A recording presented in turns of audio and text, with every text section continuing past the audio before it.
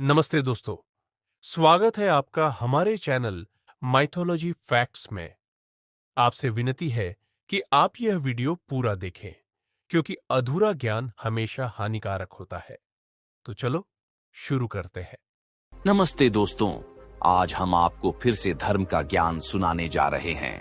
गौतम बुद्ध के जीवन की कुछ ऐसी सच्ची घटनाएं जिन्हें सुनकर शायद आप भी धर्म के मार्ग को अपनाने की प्रेरणा पाएं। गौतम बुद्ध, जो करुणा, अहिंसा और ज्ञान के प्रतीक थे, उनके जीवन में कई चमत्कारी घटनाएं घटीं।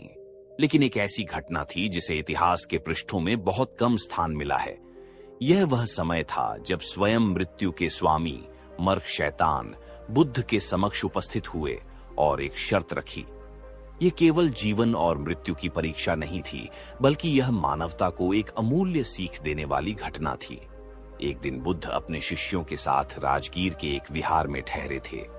वे गहरे ध्यान में मग्न थे। तभी अचानक आकाश में एक रहस्यमय ऊर्जा प्रकट हुई। पूरा वातावरण शांत और गहन हो गया। सभी शिष्य भयभीत होकर ऊपर देखने लगे। वहां मृत्यु के स्वामी मर्क शैतान आकाश में खड़े थे। उनकी गूंजती हुई आवाज आई, तथागत, तुमने हजारों लोगों को जन्म और मृत्यु के चक्र से मुक्त होने की शिक्षा दी है, लेकिन क्या तुम स्वयं इस चक्र से मुक्त हो सकते हो? मैं तुम्हें एक शर्त देता हूं। यदि तुम इस परीक्षा को पार कर लो तो मैं अपनी शक्ति त्याग दूंगा और पराजित हो जाऊंगा। पर यदि तुम असफल हुए तो तुम्हें मेरे साथ मृत्यु लोक में आना होगा। बुद्ध ने अपनी आंखें खोली, मुस्कुराए और बोले, मृत्यु से कौन डरता है जो पहले ही नश्वरता को स्वीकार कर चुका हो? बताओ, तुम्हारी शर्त क्या है? मर्क शैतान ने बुद्ध के सामने एक अद्भुत दृश्य प्रस्तुत किया। उन्होंने बुद्ध के प्रिय शिष्य आनंद और अन्य अनुयायियों को एक सुनहरे महल में विलासिता और भोग सुख में लीन दिखाया। फिर उन्होंने कहा, यदि तुम्हारे शिष्य इस वैभव और भोग से हटने को तैयार नहीं, तो क्या तुम्हारी शिक्षाएं व्यर्थ नहीं हो जाएंगी? बुद्ध ने शांतिपूर्वक उत्तर दिया, सत्य को परखने के लिए समय की आवश्यकता होती है। यदि मेरे शिष्य मोह में फंस भी जाए तो भी वे अंततः सत्य को पहचान लेंगे। धन, वैभव और सुख अल्पकालिक हैं, परंतु आत्मज्ञान चिरस्थायी है। बुद्ध के इस उत्तर को सुनकर मर्क शैतान निरुत्तर हो गया, लेकिन उसने अगली परीक्षा की योजना बनाई। मर्क शैतान ने एक गांव के लोगों को उकसाया कि वे बुद्ध का अपमान करें और उन पर पत्थर फेंकें। जब बुद्ध वहां पहुंचे तो लोगों ने उन्हें भला बुरा कहा और पत्थर मारने लगे। शिष्यों ने उन्हें रोकने का प्रयास किया, लेकिन बुद्ध शांत भाव से खड़े रहे। उन्होंने कहा, जो शब्द और पत्थर मेरी आत्मा को नहीं छू सकते, वे मुझे कैसे क्षति पहुंचा सकते हैं? यदि ये लोग मुझसे क्रोधित हैं, तो मैं उनके क्रोध को धैर्य और करुणा से शांत करूंगा। ये सुनकर गांव वाले चकित हो गए और उनका क्रोध धीरे धीरे शांत हो गया। बुद्ध की करुणा ने उन्हें उनके ही गुस्से से मुक्त कर दिया। मर्क शैतान यह देखकर असफलता महसूस करने लगा। अब मर्क शैतान ने बुद्ध के मन में भय उत्पन्न करने का प्रयास किया। उसने आकाश को घने अंधकार से ढक दिया। भयंकर आंधियां चलने लगी और प्रेतों की भयावह आकृतियां बुद्ध के चारों ओर प्रकट हो गईं। शैतान गरजते हुए बोला, अब बताओ तथागत, क्या तुम अभी भी अपने मार्ग पर अडिग रहोगे या भय तुम्हें झुका देगा?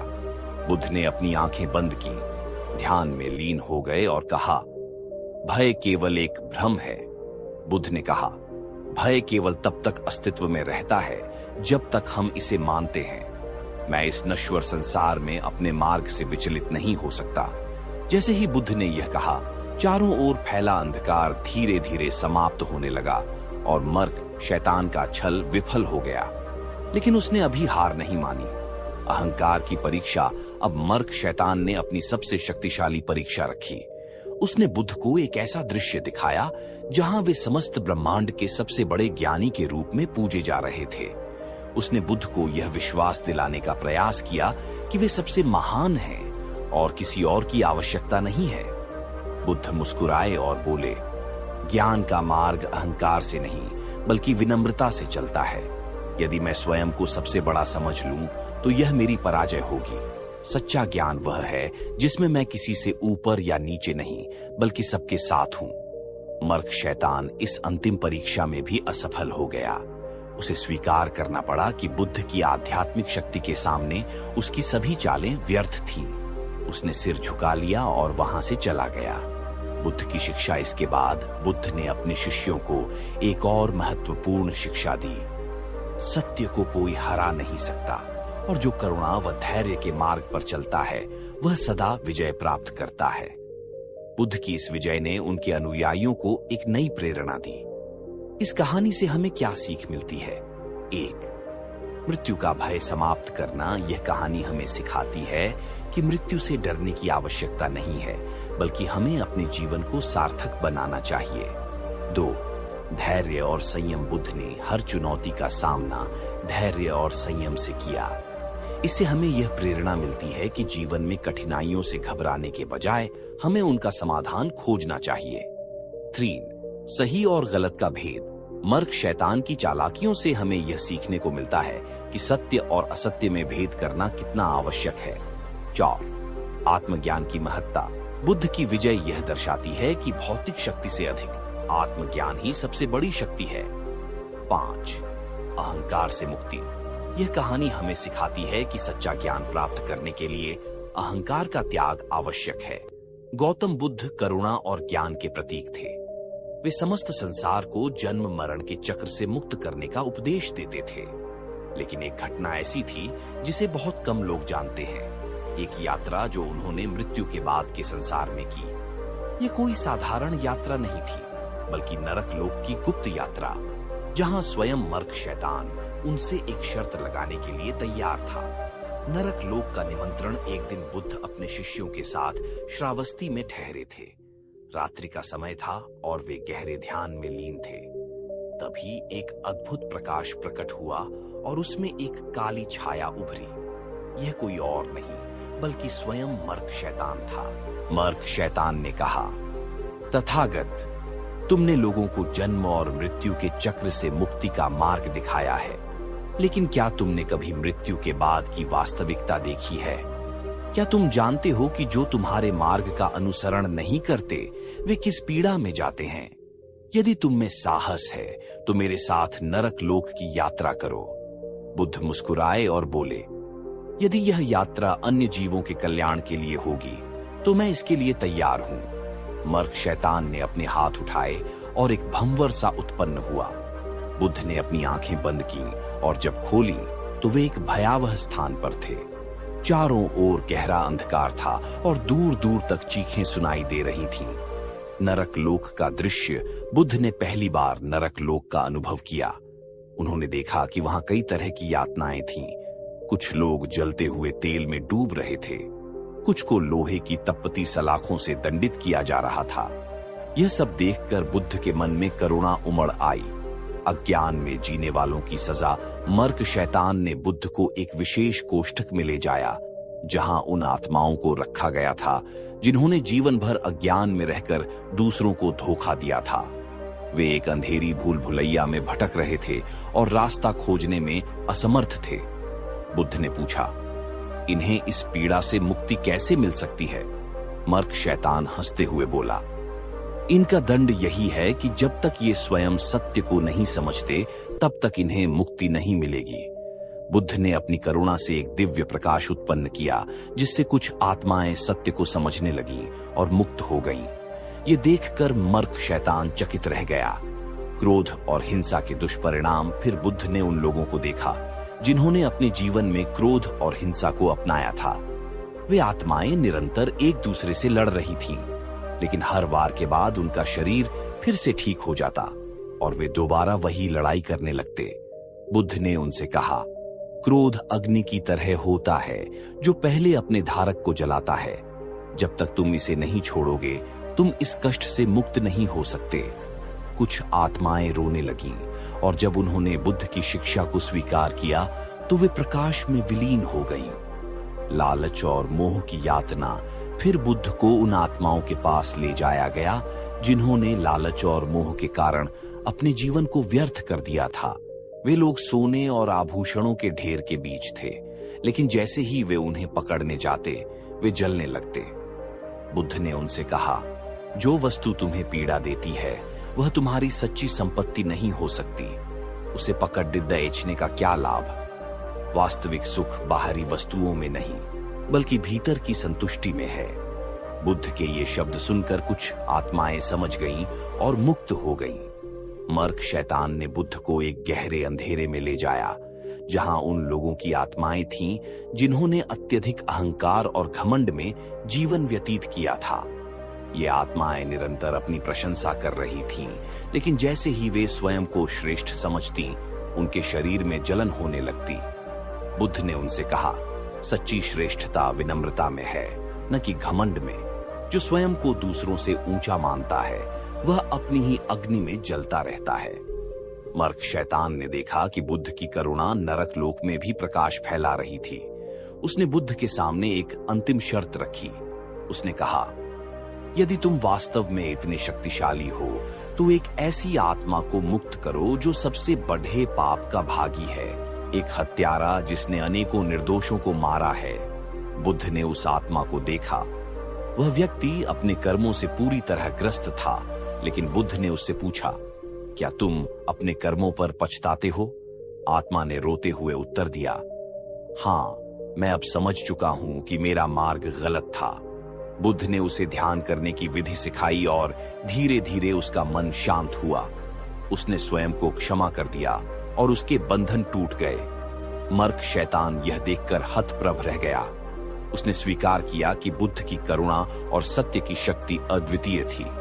बुद्ध की इस यात्रा ने यह सिद्ध किया कि नरक केवल एक स्थान नहीं, बल्कि एक मानसिक स्थिति भी हो सकती है।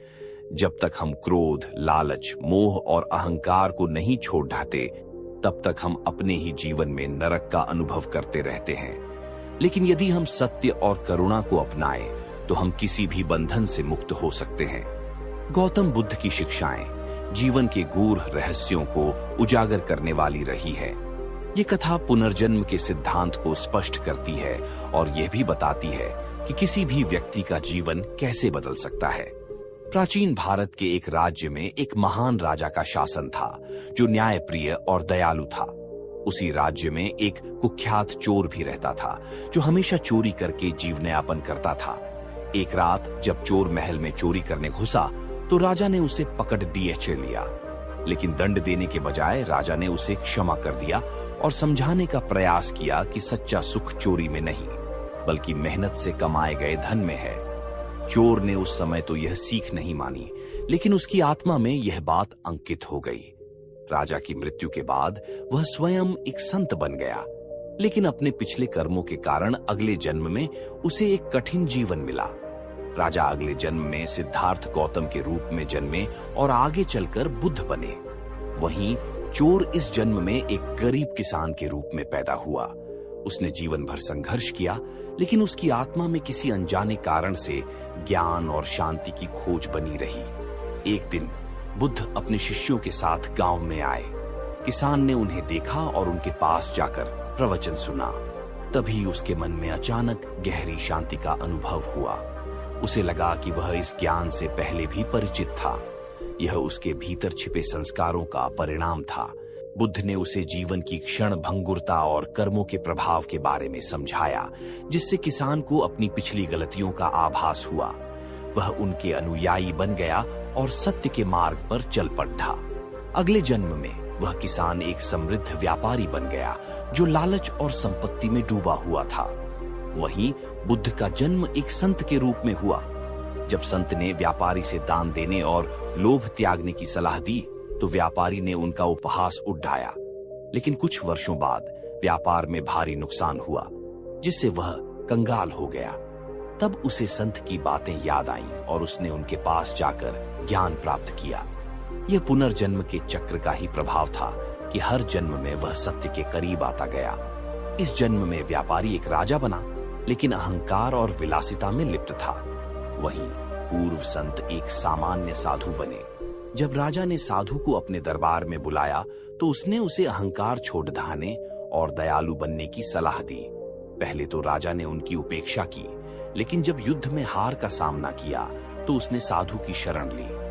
इस जन्म में राजा ने साधु के ज्ञान को पूरी तरह से स्वीकार किया और एक न्यायप्रिय शासक बना।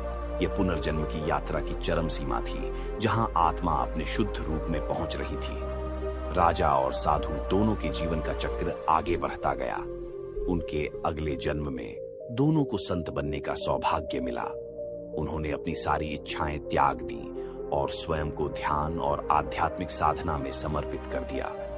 यह उनका अंतिम जन्म था, जहां उन्होंने मोक्ष की प्राप्ति की। इस जीवन में दोनों ने मिलकर हजारों लोगों को शिक्षाएं दी और उनकी शिक्षाओं से कई लोगों के जीवन में बदलाव आया। हर जन्म का एक उद्देश्य होता है। जो भी हम कर्म करते हैं, उनका प्रभाव आगे आने वाले जीवनों में पड़ता है। यह कहानी हमें सिखाती है कि 1. कर्म का प्रभाव। हमारे हर कर्म का प्रभाव हमारे जीवन और पुनर्जन्म पर पड़ता है। 2. ज्ञान की महत्ता। सच्चा ज्ञान हमें जीवन के अंधकार से निकालकर प्रकाश की ओर ले जाता है। 3. परिवर्तन संभव है। चाहे कोई व्यक्ति कितना भी भटक जाए, उसे सही मार्ग पर लौटने का अवसर हमेशा मिलता है।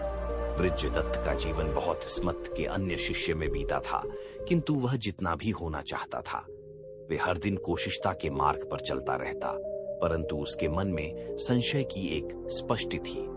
उसको हमेशा था कि क्या वह स्वयं सीख पा रहा है या यह से अच्छा कुछ है। एक दिन जब वृज्जदत्त भिक्षा के लिए निकला, तो उसके मन में पुराने जीवन के सुख और आस्थाएं की तीव्रांग का द्वंद्व उठने लगा। वह ये समझ न पाया कि सांच में जो चीज है वह संपन्न नहीं है। वास्तविक सुख और शांति की प्राप्ति के लिए जीवन में आंतरिकता जरूरी है। बुद्ध ने उसको समझाना चाहा, यदि तुम्हें वास्तविक सुख की तलाश लगी है, तो उसे और अच्छे सीखों के बीच तुलना छोड़ना होगा। वृज्जदत्त ने बुद्ध की ओर देखा, गुरुवार किया और चुप रहे। ये कहानी यह सिखाती है कि जीवन में हर जीव को सच्ची शांति और प्रकाश के लिए कार्य करना चाहिए। अगर का जीवन और भी पूरी शांति की ओर अग्रसर करना जरूरी है। जंगल समाप्त होने के बाद उस लड़के को एक मार्ग दिखाई दिया जो किसी नगर की ओर जाता था। वह बहुत थक चुका था, लेकिन महात्मा बुद्ध से मिलने की लगन उसके अंदर ऊर्जा बनाए हुए थी। उसने सोचा कि यदि वह रात भर चलता रहा तो भोर होते होते महात्मा बुद्ध तक पहुंच सकता है। यही विचार कर वह बिना रुके आगे बढ़ता रहा। रात का समय हो चुका था और अंधेरा घना था। मार्ग पर चलना कठिन होता जा रहा था, लेकिन उसके हृदय में जल रही जिज्ञासा और प्रेरणा की लौ उसे आगे बढ़ने को प्रेरित कर रही थी। तभी उसने देखा कि रास्ते में एक साधु ध्यानस्थ अवस्था में बैठे हैं। लड़का उनके पास जाकर रुका और विनम्रता पूर्वक प्रणाम कर बोला, महोदय, क्या आप बता सकते हैं कि महात्मा बुद्ध इस समय कहां होंगे? मैं उनसे मिलने जा रहा हूं। साधु ने धीरे से अपनी आंखें खोलीं और मुस्कुराते हुए बोले, बेटा, महात्मा बुद्ध का मार्ग कठिन है, लेकिन जो सच्चे हृदय से प्रयास करता है उसे सफलता अवश्य मिलती है।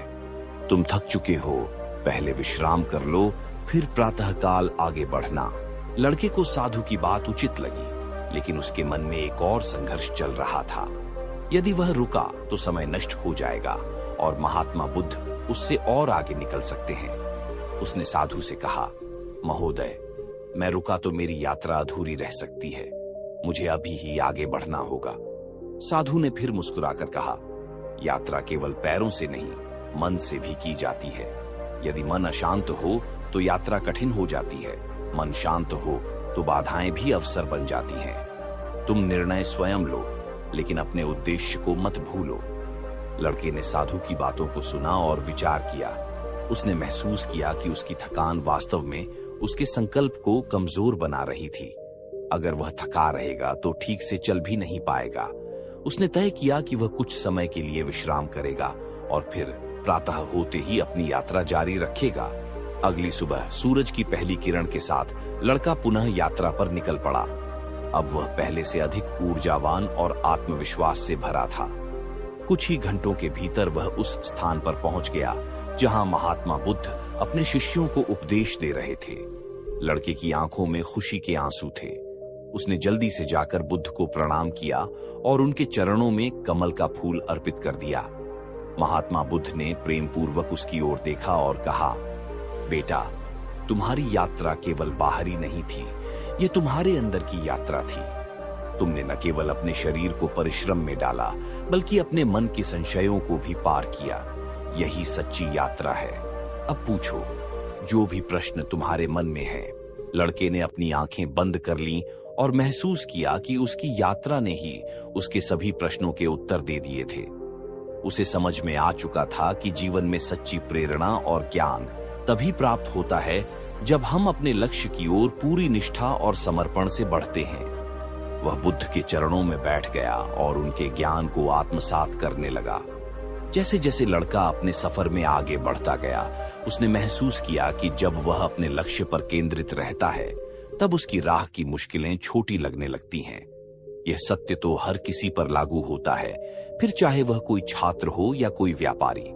जब भी हम खुद पर संदेह करने लगते हैं, तब वही संदेह हमारी सबसे बड़ी बाधा बन जाता है। लेकिन जब हम अपने उद्देश्य को याद रखते हैं, तो वही बाधाएं हमें कमजोर नहीं कर पाती। लड़के ने यह समझ लिया कि उसे अपने लक्ष्य पर ध्यान केंद्रित रखना होगा और धीरे धीरे लेकिन निरंतर आगे बढ़ते रहना होगा। उसने अपनी सारी चिंताओं को पीछे छोड़ दिया और महात्मा बुद्ध से मिलने के संकल्प के साथ यात्रा जारी रखी। लेकिन चलते चलते उसकी थकान बढ़ने लगी और प्यास के कारण उसका गला सूखने लगा। जैसे ही उसने जंगल पार किया, उसे सामने एक छोटी सी कुटिया दिखाई दी। कुटिया में एक सुंदर स्त्री रहती थी। लड़का कुटिया के पास पहुंचा और उस स्त्री से पानी मांगा।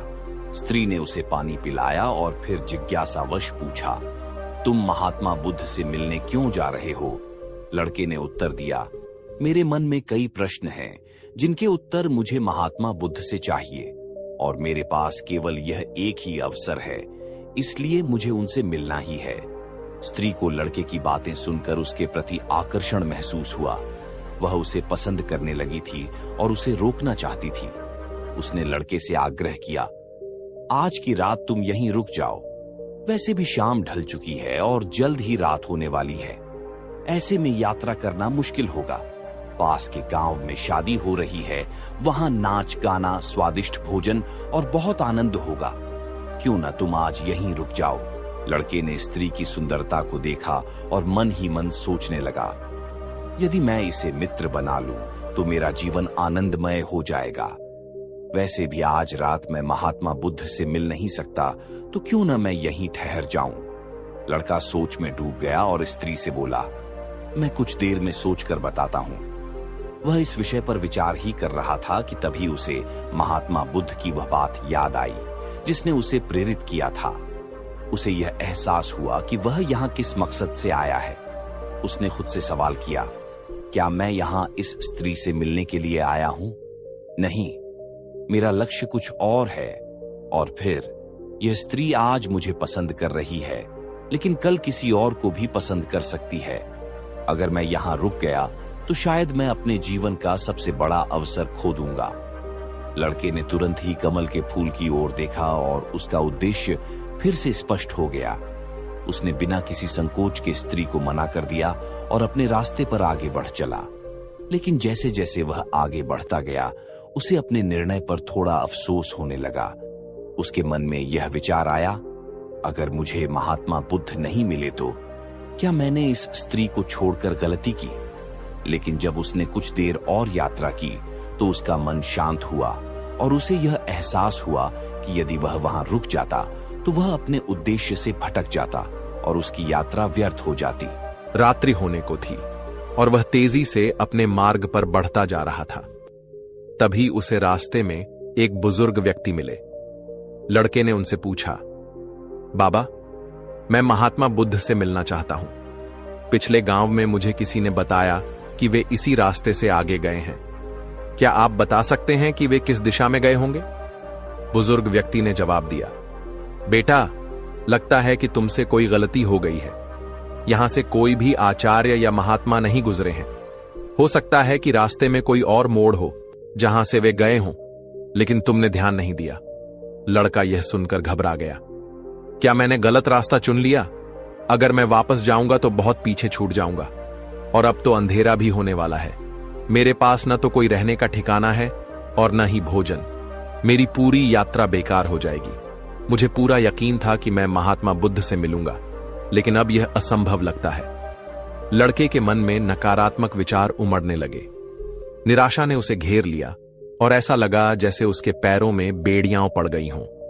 वह बार बार खुद को कोसने लगा, मैं इतनी बड़ी गलती कैसे कर सकता हूं? आखिर मुझसे यह चूक कैसे हो गई? हतोत्साहित होकर वह वहीं जमीन पर बैठ गया। कुछ देर तक वह निराश रहा, लेकिन तभी उसे अपनी मां की बात याद आई। उसकी मां ने कहा था, हर गलती में एक सीख छुपी होती है जो हमें और बेहतर बनाती है। यह बात याद आते ही उसका मन शांत होने लगा। उसने अपने आप से कहा, हां, मुझसे गलती हुई है। मैं बिना सोचे समझे बस आगे बढ़ता गया, लोगों की बातों पर यकीन करता गया और खुद रास्ते को समझने की कोशिश नहीं की। लेकिन जैसे ही उसने अपनी गलती को स्वीकार किया, उसकी निराशा आशा में बदल गई। उसके मन में फिर से आत्मविश्वास जाग उठा। वह एक पेड़ के नीचे बैठा हुआ था। तभी उसने देखा कि कुछ जानवर नदी के पास पानी पी रहे थे। यह देखकर उसे याद आया कि जब वह पहली बार महात्मा बुद्ध से मिला था, तब भी वह जल स्रोत के पास ही थे और उनके साथ उनके कई शिष्य भी थे। अब उसका हौसला फिर से मजबूत हो गया था। उसने निश्चय किया कि वह हार नहीं मानेगा, बल्कि अपने लक्ष्य की ओर पूरी निष्ठा से आगे बढ़ता रहेगा। यह सोचकर वह फिर से यात्रा के लिए तैयार हो गया और अपनी पूरी शक्ति के साथ आगे बढ़ने लगा। तो उन्हें पानी की आवश्यकता तो जरूर पड़ेगी। इस पर उस लड़के को तुरंत समझ में आ गया कि महात्मा बुद्ध भी उसी रास्ते से भ्रमण कर रहे होंगे जिस रास्ते पर पानी होगा। तब उसने सोच विचार कर यह तय किया कि वापस जाने से अच्छा है कि मैं इस नदी के किनारे आगे बढ़ता रहूं। ऐसा सोचते ही उसने तुरंत ही रास्ता बदल दिया और वह नदी के रास्ते आगे बढ़ने लगा। जैसे जैसे वह आगे बढ़ता गया, उसका मन और भी हल्का और शांत होता गया। तब उसने अनुभव किया कि जब मन बहुत शांत होता है तो हमारा संकल्प और भी दृढ़ हो जाता है, जल्दबाजी समाप्त हो जाती है और हम अपनी बुद्धि को पहले से बेहतर ढंग से उपयोग करने लगते हैं। चलते चलते लड़के के मन में विचार आया कि यदि वह अपने गांव में ही रुक जाता तो ये सारे अनुभव उसे कभी प्राप्त नहीं होते। ऐसा सोचते सोचते वह मार्ग में आगे बढ़ता रहा। तभी उसे महात्मा बुद्ध के कुछ शिष्य दिखाई दिए, जिन्हें देखकर वह अत्यंत प्रसन्न हुआ। उसने अपनी गति और तेज कर दी और अंततः 2 दिनों के लंबे सफर के बाद महात्मा बुद्ध तक पहुंच गया। जैसे ही वह उनके पास पहुंचा, उसने महात्मा बुद्ध को प्रणाम किया और उन्हें वह कमल का फूल भेंट कर दिया। इससे पहले कि वह कुछ कह पाता, महात्मा बुद्ध ने मुस्कुराते हुए कहा, बहुत सुंदर, यह कमल अब पूरी तरह खिल चुका है। 2 दिन पहले तुमने मुझसे पूछा था कि किसी लक्ष्य को प्राप्त करने के लिए इंसान को किन कठिनाइयों से गुजरना पड़ता है, लेकिन इन 2 दिनों में तुमने स्वयं ही इन प्रश्नों के उत्तर पा लिए हैं। तुम्हारी यह मुस्कान और धैर्य दर्शाते हैं कि इस यात्रा ने तुम्हें बहुत कुछ सिखा दिया है। इस पर उस लड़के ने अपनी यात्रा के दौरान हुई प्रत्येक घटना को महात्मा बुद्ध को विस्तार से बता दिया। तब महात्मा बुद्ध बोले, तुम्हारे मन में जो भी प्रश्न हैं, मैं उनके उत्तर अवश्य दूंगा, लेकिन ध्यान रखना कि बिना प्रयास के कुछ भी पूर्ण नहीं होता। जब कोई व्यक्ति अपने लक्ष्य की ओर अग्रसर होता है तो वह सबसे पहले अपने अनुभवों से सीखता है। धीरे धीरे उसका विवेक जागृत होता है और वह दूसरों के अनुभवों और गलतियों से भी सीखने लगता है। किसी भी लक्ष्य को प्राप्त करने के लिए 3 प्रमुख बाधाएं होती हैं और जब इनका निवारण कर लिया जाता है तभी सफलता प्राप्त होती है। महात्मा बुद्ध आगे कहते हैं, सबसे पहले अपने उद्देश्य को पहचानो और उसके प्रति पूर्ण समर्पण करो, जैसे तुमने यह कमल का फूल मुझ तक पहुंचाने का निश्चय किया था। यही तुम्हारा लक्ष्य था और जब तुम्हें इसका बोध हो गया तब तुम्हारे मन के सभी संदेह समाप्त हो गए। जब भी तुम इस फूल को देखते थे, तुम्हें अपना उद्देश्य याद आ जाता था। दूसरी बात, किसी भी यात्रा में डर और संशय हमेशा आते हैं। तुम्हारे मन में भी यह चिंता थी कि तुम मुझ तक पहुंच पाओगे या नहीं, जंगल पार कर पाओगे या नहीं, क्योंकि तुमने पहले कभी ऐसा नहीं किया था। मार्ग में कई बाधाएं आईं, लेकिन जब हम अपना ध्यान रुकावटों से हटाकर अपने लक्ष्य पर केंद्रित करते हैं तो सारी रुकावटें स्वयं ही छोटी लगने लगती हैं और हम उन्हें पार कर लेते हैं। तीसरी बात, असली शक्ति इच्छाओं को पूरा करने में नहीं बल्कि उन्हें नियंत्रित करने में होती है। जब कोई व्यक्ति अपने लक्ष्य की ओर बढ़ते हुए आकर्षणों में फंस जाता है तो उसकी यात्रा कभी पूर्ण नहीं हो सकती। इस यात्रा के दौरान तुमने अपने फूल को हमेशा अपने पास रखा, ठीक वैसे ही अपने लक्ष्य को भी हमेशा अपने सामने रखना चाहिए। यदि हमारा लक्ष्य हमारे सामने होगा तो हम सही निर्णय ले सकेंगे, अन्यथा हमारे मन में उठने वाले संदेह और शंकाएं हमें भ्रमित कर सकती हैं और हमें गलत राह पर ले जा सकती हैं। अंत में महात्मा बुद्ध ने कहा, संशय से सावधान रहो और अपने संकल्प को मजबूत बनाओ। संदेह व्यक्ति को भटकाने का सबसे बड़ा कारण होता है। जब तुम्हारा मन संदेह से मुक्त होगा तभी तुम अपने लक्ष्य को प्राप्त कर सकोगे। इसके बाद महात्मा बुद्ध ने लड़के को आशीर्वाद दिया और उसे विदा कर दिया। इस कहानी से हमें यह सीख मिलती है कि यदि हम अपने लक्ष्य के प्रति समर्पित रहें, बाधाओं से विचलित न हों और अपने उद्देश्य को सदैव अपने सामने रखें, तो हम निश्चित रूप से अपने लक्ष्य को प्राप्त कर सकते हैं। राजकुमार की बातें सुनकर भिक्षु मुस्कुराए और बोले, तो फिर अगले 15 दिनों के लिए तुम्हें मेरे आश्रम में रहना होगा और एक साधारण व्यक्ति की तरह जीवन जीना होगा। इस दौरान तुम अकेले रहोगे, चुपचाप रहोगे और जितना संभव हो सके कम बोलोगे। राजकुमार भिक्षु की बातों से सहमत हो गया। पहले दिन उसे महसूस हुआ कि उसका मन सामान्य से अधिक विचलित था। उसके मन में तरह तरह के विचार आ रहे थे और वह आम लोगों की तरह जीवन जीने में असहज महसूस कर रहा था। उसे अंदर से बोलने की इच्छा हो रही थी, लेकिन उसने खुद को शांत रखा और एक शब्द भी नहीं बोला। वह मन मारकर चुपचाप बैठा रहा। लेकिन जैसे जैसे रात हुई, उसके भीतर शांति का अनुभव होने लगा। यह उसके लिए एक अजीब अनुभव था। उसने स्वयं से पूछा, मैं अंदर से इतना शांत और खुश क्यों महसूस कर रहा हूं? मेरी चिंता और बेचैनी कम क्यों हो रही है? अगले दिन वह अकेले बैठा और प्रकृति को निहारने लगा। उसने पहली बार महसूस किया कि उसके चारों ओर कितनी सुंदरता है। पौधे, फूल, आकाश में उड़ते पक्षी। दिन भर वह प्रकृति की सुंदरता को निहारता रहा और उसकी ताजगी को महसूस करता रहा। ऐसे ही 10 दिन बीत गए। इस दौरान उसकी सारी बेचैनी, हलचल, उथल पुथल और तनाव धीरे धीरे गायब हो गया। 11वें दिन की सुबह वह एकांत में बैठा और कुछ ही मिनटों में उसकी आंखें स्वयं ही बंद हो गईं। वह गहरे ध्यान में चला गया और पूरे दिन वहीं बैठा रहा, आंखें बंद, पूर्ण शांति में। न कोई शब्द, न कोई चिंता। उसके भीतर असीम आनंद और शांति भर गई। 15 दिन पूरे होने के बाद वह भिक्षु के सामने प्रस्तुत हुआ। उसने प्रणाम करते हुए कहा, प्रिय भिक्षु, मुझे अपने प्रश्नों के उत्तर मिल गए हैं। अब मैं जान गया हूं कि मेरे मन में इतनी उथल पुथल और बेचैनी क्यों थी। भिक्षु ने मुस्कुराते हुए पूछा, बताओ, तुम्हें क्या उत्तर मिला? राजकुमार ने कहा, मैं आवश्यकता से अधिक बातें करता था और अपने शब्दों और ऊर्जा को व्यर्थ करता था। दिन भर अपने लोगों से फालतू की बातें करता था और फिर उन्हीं के बारे में सोचता रहता था। अक्सर नकारात्मक ही सोचता था। इस तरह मैं अपना समय बर्बाद कर रहा था। ज्यादा बोलने और नकारात्मक सोचने की वजह से मेरा मन अशांत और बेचैन हो गया था। मैं किसी भी काम को ठीक से नहीं कर पा रहा था और लगातार असफल हो रहा था। इन असफलताओं के कारण मैं और भी उदास और चिड़चिड़ा हो गया था। इन सब चीजों की वजह से मेरा जीवन बर्बाद हो रहा था। लेकिन यहां बिताए गए 15 दिन मेरे लिए पूरी तरह से अलग थे। मुझे ऐसा लग रहा था कि मैं पहली बार सही तरीके से जीवन जी रहा हूं। मैंने यह भी सीखा कि ध्यान करने की आवश्यकता नहीं होती, बल्कि जब हम शांत और मौन होते हैं तो ध्यान अपने आप घटित हो जाता है। ध्यान के दौरान मैंने जाना कि मनुष्य के जीवन में सबसे महत्वपूर्ण चीज स्वयं को जानना है।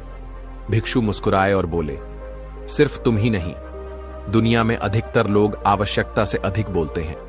लोग अक्सर केवल दूसरों को नीचा दिखाने के लिए बातें करते हैं। कुछ लोग ना चाहते हुए भी बोलते रहते हैं और अपना जीवन बर्बाद कर लेते हैं।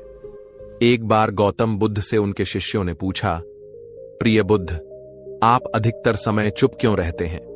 बुद्ध ने उत्तर दिया, क्योंकि मौन में भीतर की शांति और आनंद की गहराइयां होती हैं।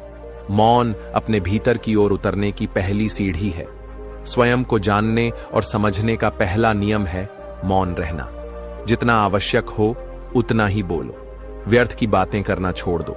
तुम अचानक पाओगे कि 90% लोग व्यर्थ की बातें करके अपना समय नष्ट कर रहे हैं। कम बोलने का कोई नुकसान नहीं है, लेकिन अधिक बोलने से हम गलती कर बैठते हैं। अगर लोग कम बोलना सीख लें तो दुनिया की 90% समस्याएं समाप्त हो जाएंगी, झगड़े, विवाद और अशांति कम हो जाएगी। जब तुम मौन रहना सीख जाते हो तब तुम भीड़ में भी अकेले रह सकते हो। मौन की शक्ति धारण करके तुम अपनी ऊर्जा बचा सकते हो। जब तुम मौन होते हो तब तुम्हारे भीतर जीवन का वास्तविक स्रोत प्रकट होता है।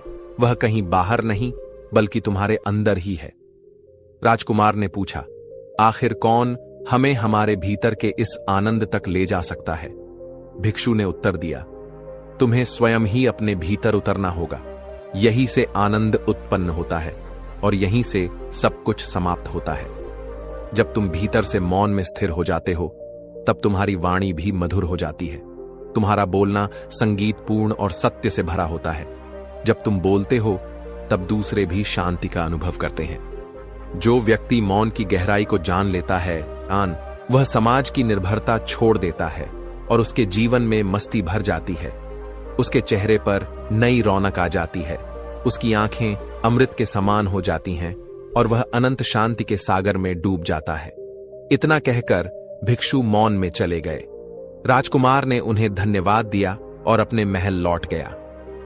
प्रिय मित्रों, आपने भी अनुभव किया होगा कि बहुत अधिक बोलने से हमारा मन अशांत हो जाता है और हम अपने दिमाग पर नियंत्रण खो देते हैं। जो लोग बहुत बोलते हैं वे किसी एक चीज पर ध्यान केंद्रित नहीं कर पाते। जब हमारा ध्यान केंद्रित नहीं होता तो हम जीवन की सच्चाई को समझ नहीं पाते और मनचाही सफलता भी प्राप्त नहीं कर पाते। इसलिए मौन की शक्ति को समझो और उसका अभ्यास करो। नियम 1, अटूट विश्वास ही आपको ठीक कर सकता है। हम सभी के शरीर में एक अद्भुत आंतरिक बुद्धि होती है जो हमारे अस्तित्व को बनाए रखती है। यह बुद्धि एक दैवीय शक्ति की तरह कार्य करती है और हर बीमारी को ठीक करने की क्षमता रखती है। आपको बस इस आंतरिक शक्ति से जुड़कर यह विश्वास बनाए रखना होगा कि आप स्वस्थ हैं।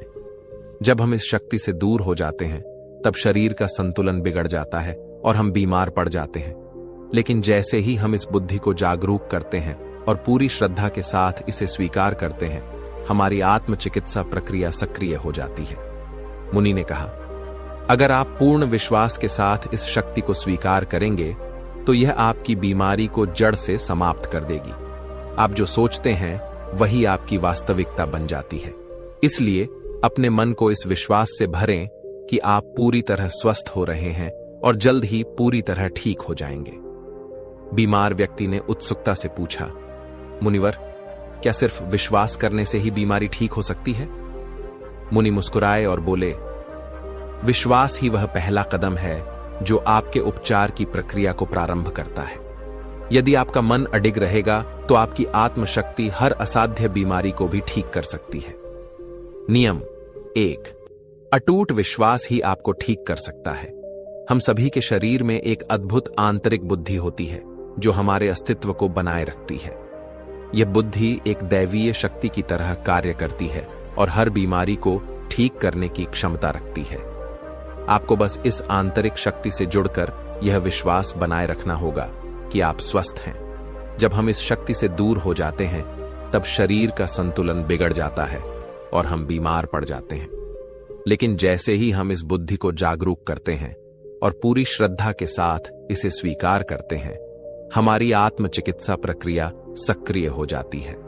मुनि ने कहा, अगर आप पूर्ण विश्वास के साथ इस शक्ति को स्वीकार करेंगे तो यह आपकी बीमारी को जड़ से समाप्त कर देगी। आप जो सोचते हैं वही आपकी वास्तविकता बन जाती है। इसलिए अपने मन को इस विश्वास से भरें कि आप पूरी तरह स्वस्थ हो रहे हैं और जल्द ही पूरी तरह ठीक हो जाएंगे। बीमार व्यक्ति ने उत्सुकता से पूछा, मुनिवर, क्या सिर्फ विश्वास करने से ही बीमारी ठीक हो सकती है? मुनि मुस्कुराए और बोले, विश्वास ही वह पहला कदम है जो आपके उपचार की प्रक्रिया को प्रारंभ करता है। यदि आपका मन अडिग रहेगा तो आपकी आत्मशक्ति हर असाध्य बीमारी को भी ठीक कर सकती है। नियम 1, अटूट विश्वास ही आपको ठीक कर सकता है। हम सभी के शरीर में एक अद्भुत आंतरिक बुद्धि होती है जो हमारे अस्तित्व को बनाए रखती है। यह बुद्धि एक दैवीय शक्ति की तरह कार्य करती है और हर बीमारी को ठीक करने की क्षमता रखती है। आपको बस इस आंतरिक शक्ति से जुड़कर यह विश्वास बनाए रखना होगा कि आप स्वस्थ हैं। जब हम इस शक्ति से दूर हो जाते हैं तब शरीर का संतुलन बिगड़ जाता है और हम बीमार पड़ जाते हैं। लेकिन जैसे ही हम इस बुद्धि को जागरूक करते हैं और पूरी श्रद्धा के साथ इसे स्वीकार करते हैं, हमारी आत्मचिकित्सा प्रक्रिया सक्रिय हो जाती है।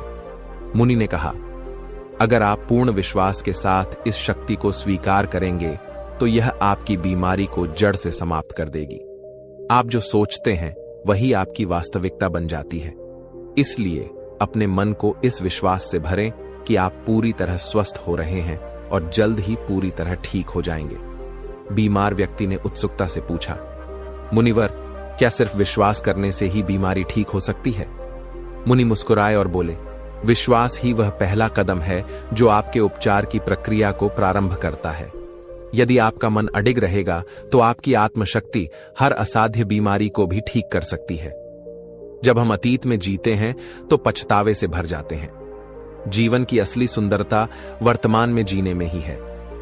जो लोग अतीत की कड़वी यादों में उलझे रहते हैं वे अपने आज को पूरी तरह नहीं जी पाते।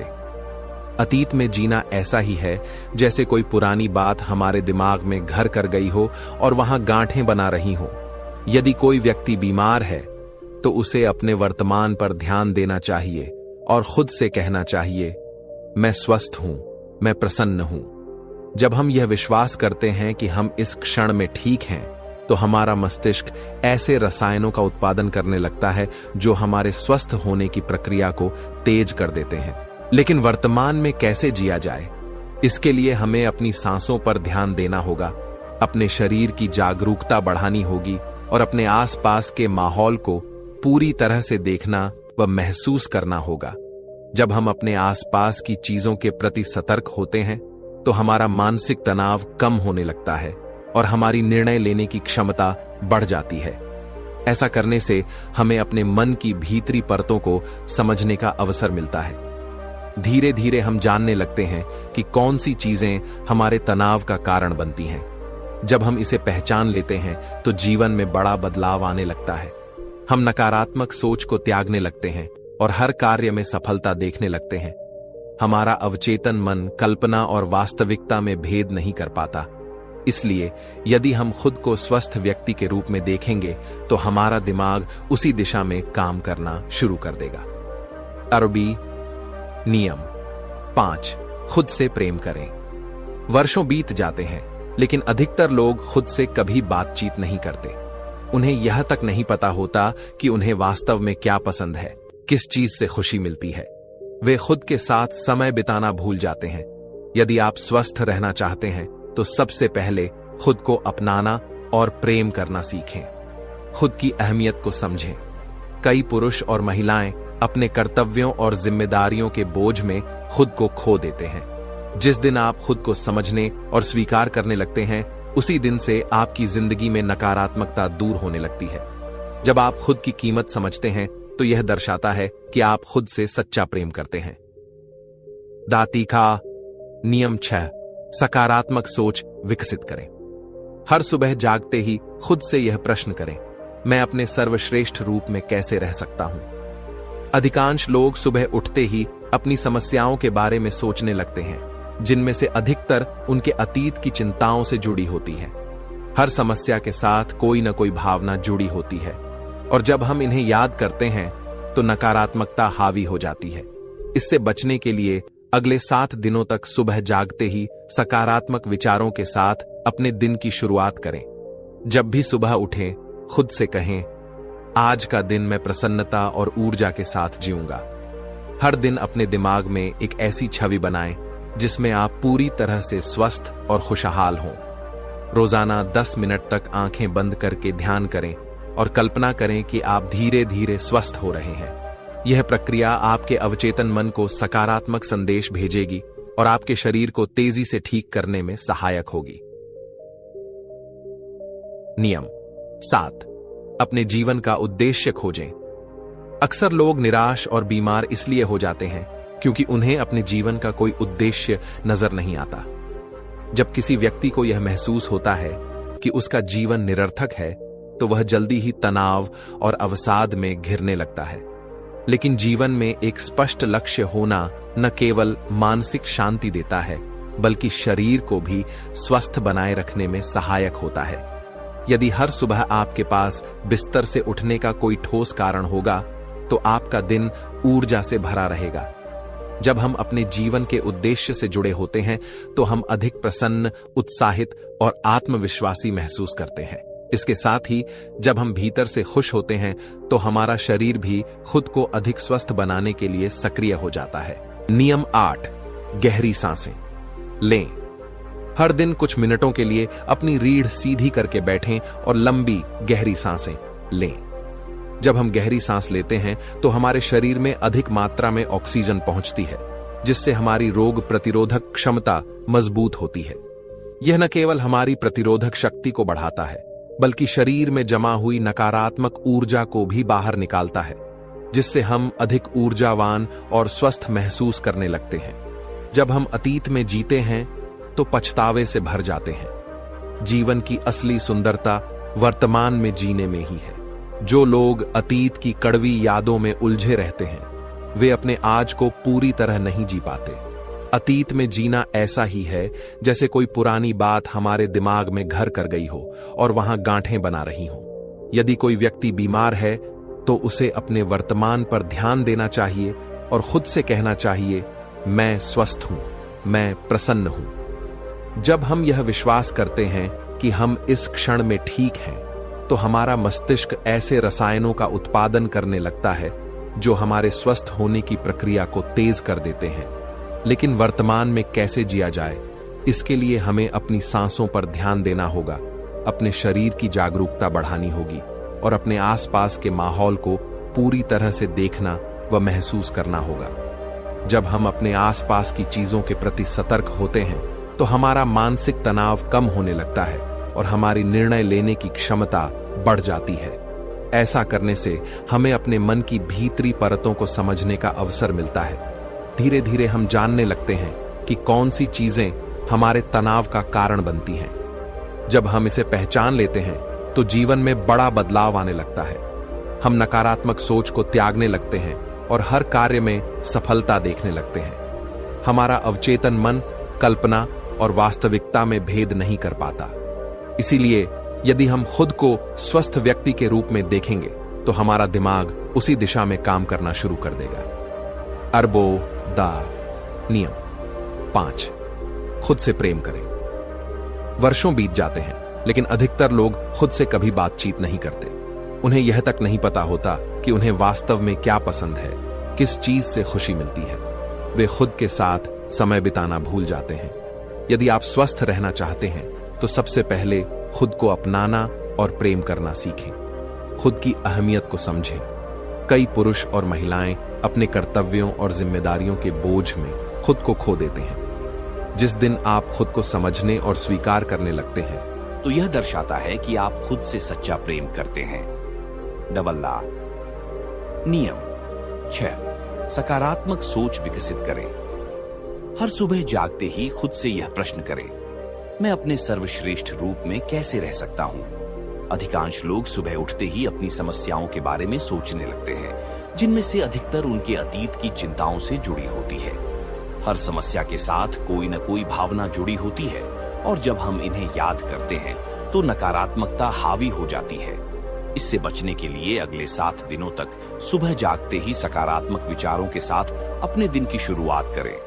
जब भी सुबह उठें, खुद से कहें, आज का दिन मैं प्रसन्नता और ऊर्जा के साथ जीऊंगा। हर दिन अपने दिमाग में एक ऐसी छवि बनाएं जिसमें आप पूरी तरह से स्वस्थ और खुशहाल हों। रोजाना 10 मिनट तक आंखें बंद करके ध्यान करें और कल्पना करें कि आप धीरे धीरे स्वस्थ हो रहे हैं। यह प्रक्रिया आपके अवचेतन मन को सकारात्मक संदेश भेजेगी और आपके शरीर को तेजी से ठीक करने में सहायक होगी। डब्ल्यू नियम 7, अपने जीवन का उद्देश्य खोजें। अक्सर लोग निराश और बीमार इसलिए हो जाते हैं क्योंकि उन्हें अपने जीवन का कोई उद्देश्य नजर नहीं आता। जब किसी व्यक्ति को यह महसूस होता है कि उसका जीवन निरर्थक है, तो वह जल्दी ही तनाव और अवसाद में घिरने लगता है। लेकिन जीवन में एक स्पष्ट लक्ष्य होना न केवल मानसिक शांति देता है, बल्कि शरीर को भी स्वस्थ बनाए रखने में सहायक होता है। यदि हर सुबह आपके पास बिस्तर से उठने का कोई ठोस कारण होगा, तो आपका दिन ऊर्जा से भरा रहेगा। जब हम अपने जीवन के उद्देश्य से जुड़े होते हैं, तो हम अधिक प्रसन्न, उत्साहित और आत्मविश्वासी महसूस करते हैं। इसके साथ ही जब हम भीतर से खुश होते हैं, तो हमारा शरीर भी खुद को अधिक स्वस्थ बनाने के लिए सक्रिय हो जाता है। ताजास नियम 8, गहरी सांसें लें। हर दिन कुछ मिनटों के लिए अपनी रीढ़ सीधी करके बैठें और लंबी गहरी सांसें लें। जब हम गहरी सांस लेते हैं, तो हमारे शरीर में अधिक मात्रा में ऑक्सीजन पहुंचती है, जिससे हमारी रोग प्रतिरोधक क्षमता मजबूत होती है। यह न केवल हमारी प्रतिरोधक शक्ति को बढ़ाता है, बल्कि शरीर में जमा हुई नकारात्मक ऊर्जा को भी बाहर निकालता है, जिससे हम अधिक ऊर्जावान और स्वस्थ महसूस करने लगते हैं। गहरी सांस लेने की प्रक्रिया हमारे मन को पूरे दिन शांत और आनंदित रखती है, जिससे हम प्रसन्न और ऊर्जावान महसूस करते हैं। नियम 9, शरीर को भीतर से शुद्ध करें। भोजन को पूरी तरह से पचने में लगभग 5 से 20 घंटे लगते हैं और कभी-कभी मांसाहारी भोजन के पाचन में 24 घंटे भी कम पड़ जाते हैं। लेकिन कई लोग हर कुछ घंटों में कुछ न कुछ खाते रहते हैं, जिससे पहले का भोजन पूरी तरह पच नहीं पाता और नया खाना पेट में आ जाता है। इस अधूरे पाचन के कारण भोजन आंतों की दीवारों से चिपकने लगता है। यह सड़ा हुआ भोजन रक्त प्रवाह के माध्यम से पूरे शरीर में फैलकर विभिन्न बीमारियों का कारण बन सकता है। इससे बचने के लिए व्यक्ति को रोजाना कम से कम 12 घंटे या फिर हफ्ते में एक बार 24 घंटे का उपवास रखना चाहिए। इससे शरीर की प्राण ऊर्जा भोजन पचाने के बजाय शरीर को शुद्ध करने के काम में लगती है। जिस व्यक्ति का शरीर भीतर से शुद्ध होता है, वह आसानी से बीमार नहीं पड़ता। नियम 10, ब्रह्मांड की शक्ति को धन्यवाद दें जो कुछ भी आपके पास है। अच्छा स्वास्थ्य, एक सुंदर घर, समृद्धि, उन सब के लिए ब्रह्मांड का आभार व्यक्त करें। आभार प्रकट करने से हमें आंतरिक संतोष और पूर्णता का अनुभव होता है। यह सकारात्मक सोच को बढ़ावा देता है और जीवन को अधिक खुशहाल बनाता है।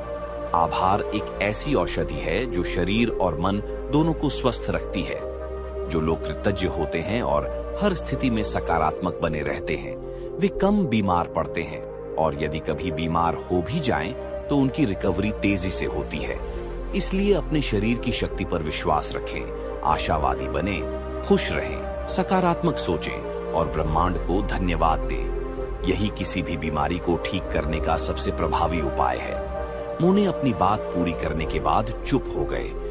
वह व्यक्ति उनकी बातों को ध्यान से सुन चुका था और फिर उसने मुस्कुराते हुए मुने को धन्यवाद दिया। इसके बाद वह वहां से चला गया, लेकिन उसके मन में नई ऊर्जा और आशा की एक लौ जल चुकी थी। धन्यवाद दोस्तों। अगर आपको ये वीडियो पसंद आया तो कृपया चैनल को सब्सक्राइब करें और वीडियो को लाइक करें और शेयर करें।